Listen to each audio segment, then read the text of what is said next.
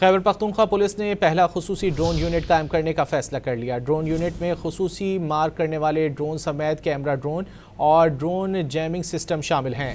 20 اہلکاروں پر مشتمل پہلے 2 بیچ تیار کرنے پر کام جاری ہے۔ اس بارے میں مزید جانتے ہیں ڈان نیوز کے نمائندے زاہد امداد سے۔ زاہد بتائیے مزید کیا معلوم ہو سکا؟ جی بالکل، موجودہ دہشت گردی کے حالات کے پیش نظر اب خیبر پختونخوا پولیس نے مکمل ایک جامع جو ڈرون یونٹ ہے وہ بنانے کا فیصلہ کیا ہے، اور اس پر جو ہوم ورک ہے پی پی پولیس نے وہ مکمل کر لیا ہے۔